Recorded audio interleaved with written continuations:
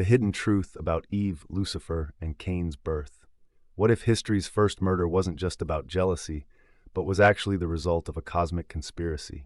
The Bible tells us Cain was the first murderer. But what if the story of his birth isn't the whole truth? Ancient texts and strange biblical verses point to a hidden history, a forbidden union between Eve and Lucifer that supposedly spawned a bloodline of chaos and has shaped our destiny from the very beginning. Today, we're uncovering the controversial Serpent Seed doctrine and exploring the evidence that a hidden bloodline has been at war with humanity since the Garden of Eden. This is the origin story that has been suppressed for millennia. Let's start where it all begins, the book of Genesis. The story is one of the most famous and foundational ever told.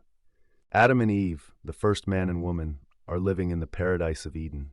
They have one singular, clear rule: don't eat from the tree of the knowledge of good and evil. But a serpent, described specifically as the most cunning of all the beasts of the field, deceives Eve. She takes the forbidden fruit, eats it, and then gives some to Adam, and suddenly their eyes are opened to their own nakedness.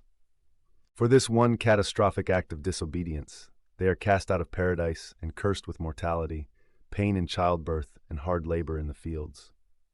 It seems like a simple story of moral failure. Shortly after their exile, the human story continues to unfold outside the gates of Eden.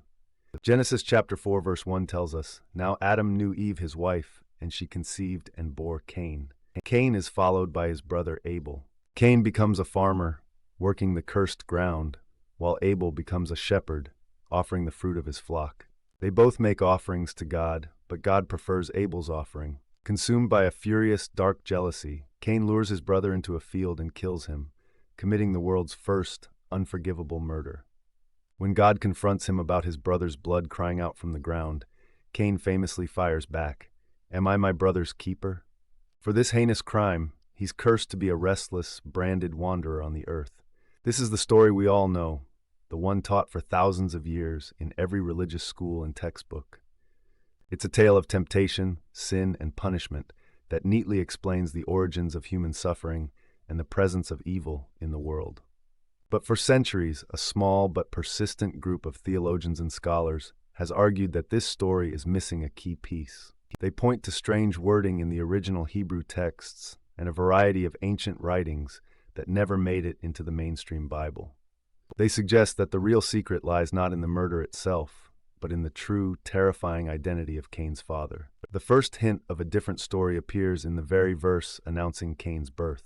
In Genesis 4:1, after conceiving him, Eve says, "I have acquired a man from the Lord." In the original Hebrew, this phrase is et Yahweh, which is usually translated as "with the help of the Lord." That's the standard, widely accepted interpretation. But proponents of this alternate history say the grammatical construction is odd and unique. Some have argued the phrasing could imply a more direct, creative role for a divine or supernatural being in Cain's conception, asking why Eve used such specific, almost boastful language at the moment of birth. The speculation doesn't stop there. The text says Adam knew Eve before Cain's birth, using the common biblical term for sexual intimacy. But when Abel's birth is mentioned in the very next verse, it just says, "And she again bore his brother Abel." The explicit mention of Adam knowing Eve is suddenly gone. This has led some fringe theorists to ask speculative questions about the precise timing of the conceptions. Could Cain and Abel, the world's first children, have had different fathers? This leads to the fringe theory of heteropaternal superfecundation, a rare phenomenon where twins or siblings conceived closely together have two different biological fathers. While this is just speculation and has no direct support from the biblical text, it's a key point for those who question the official story. They propose Eve had two partners in quick succession. One was Adam and the other was the serpent. Was Eve's statement a shocking revelation about her child's true, non-Adamic origin? This question opens the door to a much darker story about the spiritual nature of Cain and the war between two seeds. Peepaw says, "The devil doesn't need a new strategy, he just reuses the old one." If you want to know how the enemy operates today, look at the first lie in the garden.